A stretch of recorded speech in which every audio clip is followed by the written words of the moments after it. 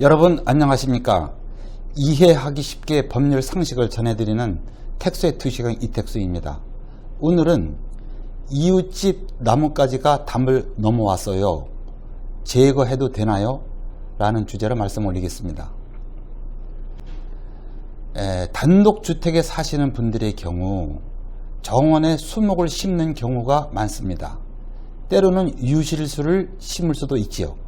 그런데 그 수목이 자라서 가지가 이웃집 넘어와서 피해를 주는 경우가 있습니다. 낙엽이 떨어지고 폭풍이 치면 가지가 부러져 떨어지기도 하고 햇볕을 가리기도 하고 등등 여러 가지의 피해를 줄 수가 있습니다. 가끔 나무 뿌리가 경계를 넘어가서 그 옆집 집안의 변동을 초래하여 건물에도 위험을 주는 경우도 있습니다.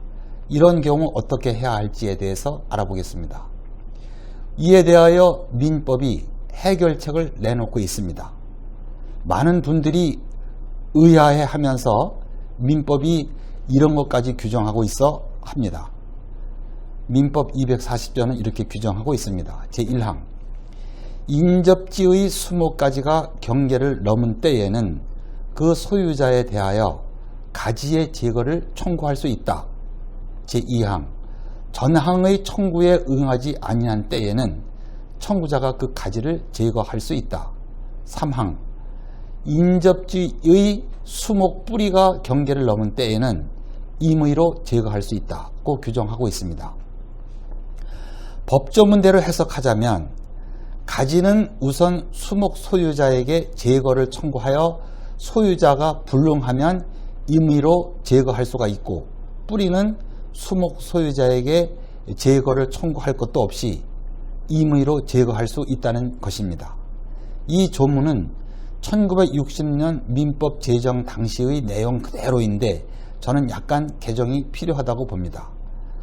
수목은 뿌리에서 섭취한 영양분을 한 군데 모았다가 나뭇가지에 골고루 나누어 주는 것이 아니고, 어느 뿌리에서 섭취한 영양분은 어느 가지로 공급되는지 정해져 있습니다.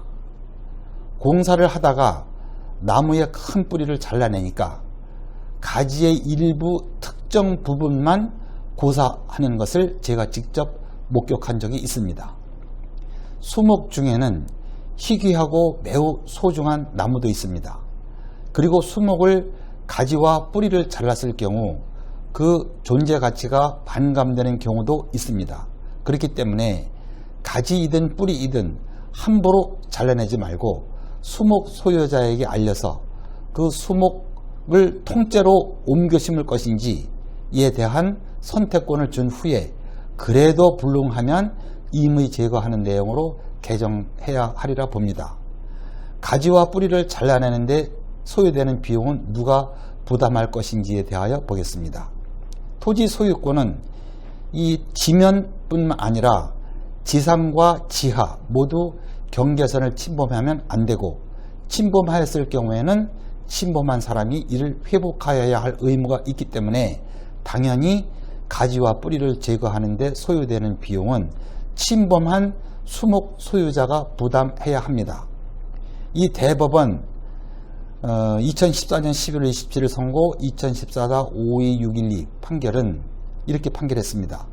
소유자가 침해자에 대하여 방해 제거 행위 또는 방해 예방 행위를 하는데 드는 비용을 청구할 수 있는 권리는 위 규정 214조에 포함되지 않으므로 소유자가 214조에 기하여 방해 배제 비용 또는 방해 예방 비용을 청구할 수는 없다고 판시한 것이 있는데, 이를 근거로 해서 가지와 뿌리 제거 비용은 수목 소유자에게 청구할 수 없다고 해석하는 분들이 있으나 그 해석은 틀립니다.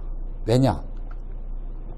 위 대법원 판결에서도 판시하였듯이 민법 214조에는 손해배상 규정이 없기 때문에 214조를 근거로 제거 비용을 청구할 수 없다는 것은 당연한 해석이고, 수목 소유자가 관리를 잘못하여 이웃집에게 피해를 입혔다면 수목 소유자가 이를 제거할 의무가 있는 것은 당연하고, 그 의무의 불이행을 근거로 손해배상 청구를 하면 당연히 배상을 해야 합니다. 그리고 수목에서 열매가 이웃집으로 떨어졌을 때 그 열매는 이웃집에 떨어졌으니까 이웃집 소유가 되는가? 그 열매는 당연히 수목의 소유자에게 귀속되고 떨어진 장소인 이웃집의 소유가 된다는 근거가 없습니다. 구독, 좋아요 부탁드리고요.